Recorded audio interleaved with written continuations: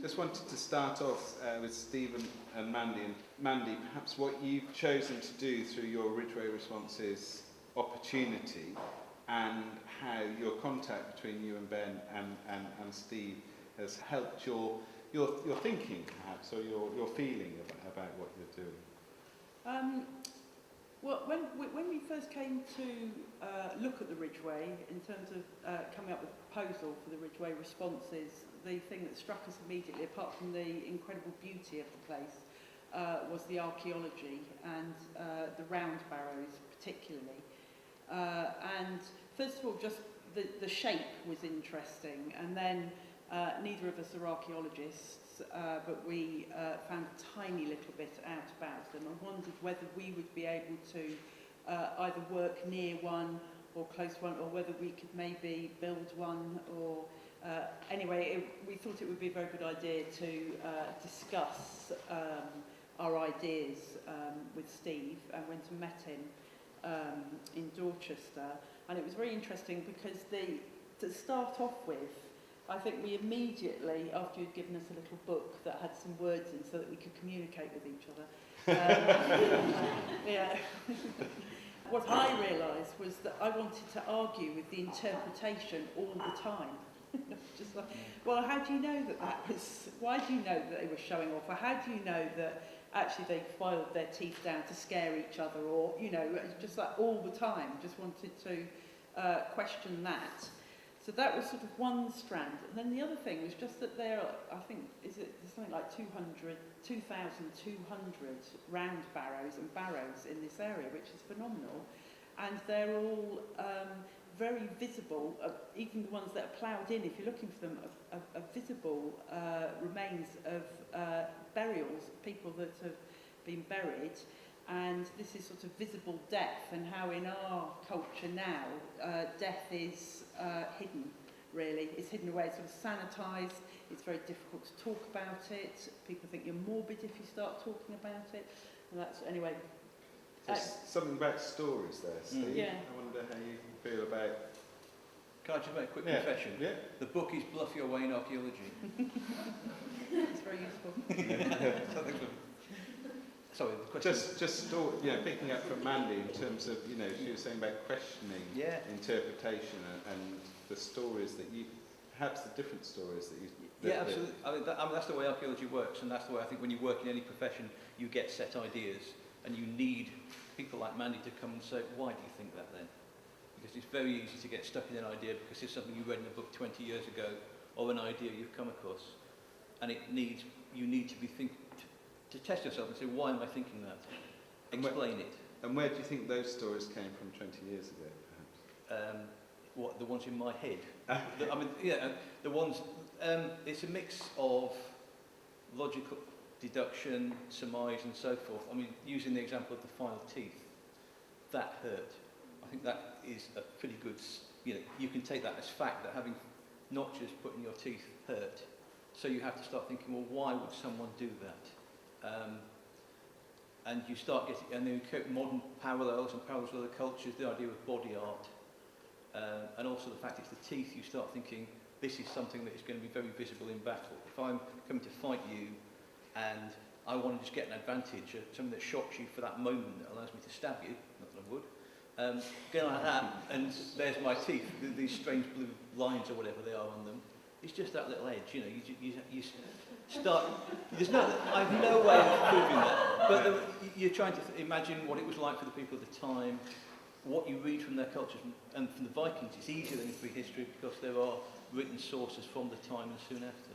Yeah, the stories. And I'm just going to move on to Helen, perhaps with stories, and I know that you work with stories and with older stories, and it's interesting with Lacrimé, the piece that Helen and Art Music has here.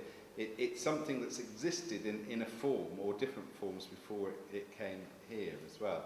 I just wonder how the stories are important to you, and how that then relates to the site that you've had to install Lacrimé here in Dorset. The story of Laprame, we came to it through literature, really. Rowena, the visual artist I'm working with on this piece, took it from Ted Hughes' adaptation of Ovid's Metamorphoses. And we're particularly interested in transformation stories, as we want to transform the audience's experience. This transformation story is really, very, very briefly, it's about Phaeton, who was the son of the sun god, and he wanted proof of this, so he asked the sun god, "Can I drive your chariot?" And the sun god said, "No, ask me something else, don't ask me this." But he insisted, so he was given the chariot to drive, and he straight away couldn't control it. So he was out of control, and one of the gods threw a thunderbolt at him to stop all this, and he fell to earth, died, crashed, burnt the earth, all kinds of awful things. And his sisters, looking for his body after this event, found his grave by the river, and they wept and wept and wept, and the gods took pity on them, turned them into trees, and then as they wept, their tears turned to amber and floated off in the river. And amber is fossilized resin. So really, this piece existed already, and there was this wonderful site that Bill showed us. And so we kind of came at it the other way round, and I thought, well, fossilization and resin, this is very Jurassic Coast, it's very... So I asked, I think it was somebody who was at one of the initial events, could there have been amber in this area as well? And they said, well, yes, possibly. Would have been one of the geologists. Yeah. And then, it's a kind of universal story. And research recently that I've been doing, I found out a bit more, and apparently this is very likely to have been the Greeks and Romans' interpretation of an event. Most myths are some interpretation of a natural phenomena, and detailed research is being done into this, and it seems that it's probably a meteor strike that happened in 2000 BC. Lots of the features appear of what would happen in this meteor strike. Lots of the features come into the story about the sea boiling and the desert turning to sand. And so this is kind of, it's got a universal quality. We would have been able to hear the meteor strike from here, and it was heard all over Europe, and the effects were felt all over Europe, animals and vegetation. So it's that sort of a potential real event, as again, that's going back 4,000 years maybe, but then that inspires story, myth in terms of, and then you then work with that myth, and then you apply it here. And has there been anything about the specific place here more than it just that it fits like a glove here. You can't know that in a way. It does fit very, very well, and the added little bonus is that it does have, I'm not going to give the game away, I'm not going to do a spoiler, but it has it's a kind of setting that is very good for a story that involves death and lament and grieving.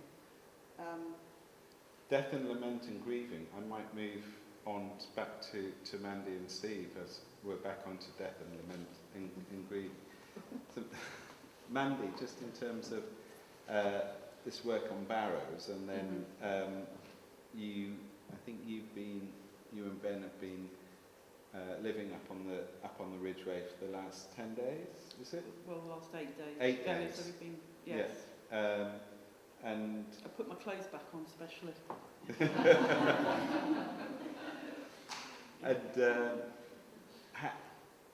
And you've been constructing something, and I just wondered also whether there's something about the stories and the thinking that's been going through your mind whilst you've been in this landscape.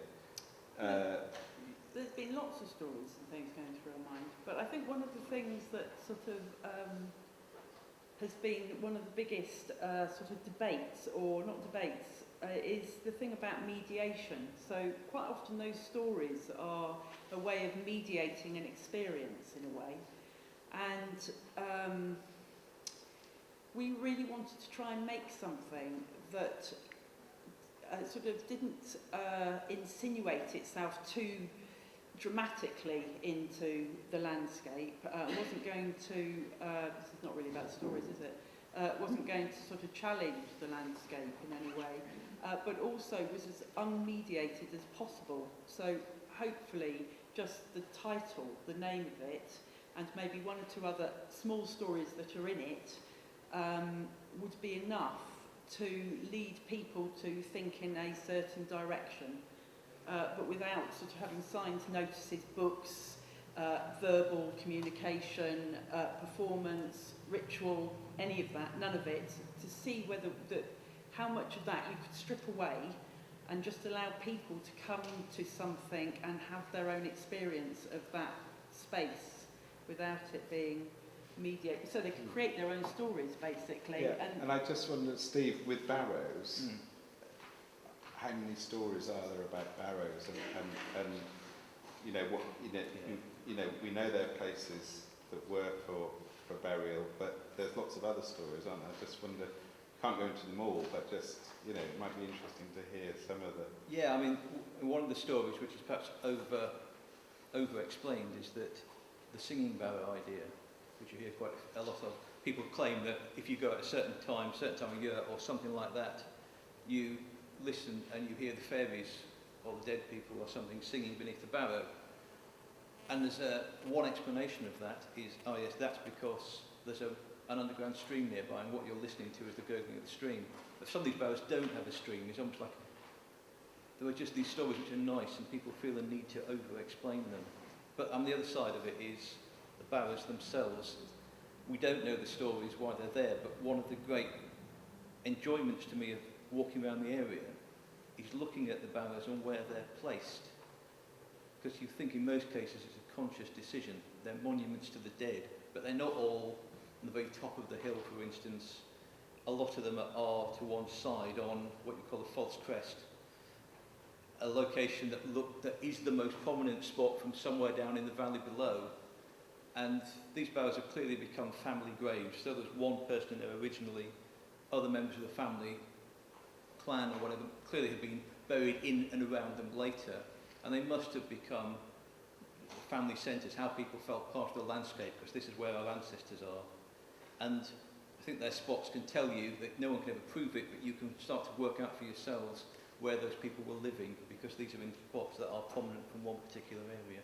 Mandy, that and the sense of, you know, working within, you know, the area of explaining natural beauty and the heritage context, how has that been for you? And are there any, you know, in terms of thinking about heritage, what's that made you think about in terms of your there's a couple practice? of things quite quickly.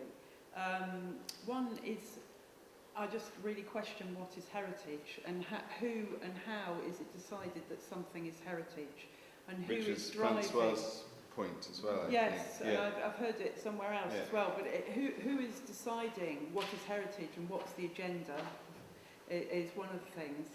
And, you know, maybe we should be creating heritage sites now. Maybe our landfill sites should be marked as heritage sites, because they're going to hold so much, you know, information for the future.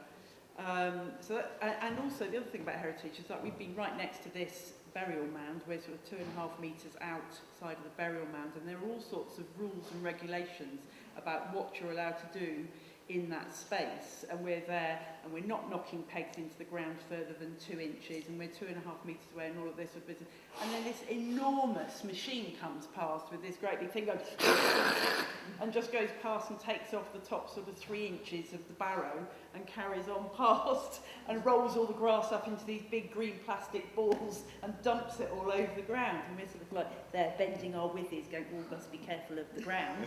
And you go, what sort of heritage, you know, what is that? So that's one thing.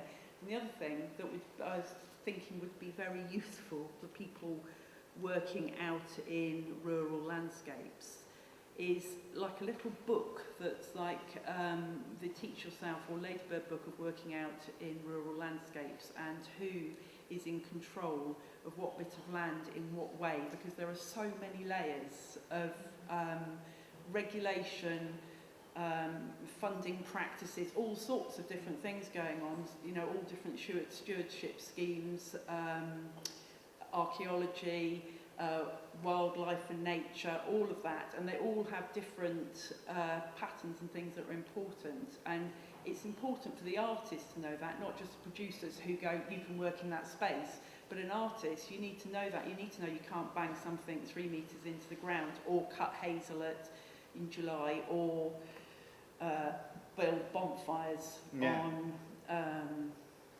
unimproved ground or whatever. You know, it's a simple book that had all that stuff, because researching it and finding out for yourself is quite hard work. I mean, it's one of those things which I think for us and doing the Ridgeway responses is that, you know, particularly because we're part of the land. Well, I don't know it, but we know people that do, and because we're part of the overall landscape partnership for the South Dorset Ridgeway, then James is very good at that sort of matching, you know, that game in terms of, you know, we know that we need to know about these things, and so it's finding those people. But I think that's very interesting in terms of what the sort of resources that would make it easy, and perhaps that might also be in terms of people in sort of working within more heritage organisations, whether actually that also might be something that's not just something for artists, but actually is something that's a joint, you know, that's a joint project. I don't know. I'd just like to say a big thank you to Mandy, Helen, and Steve for joining us.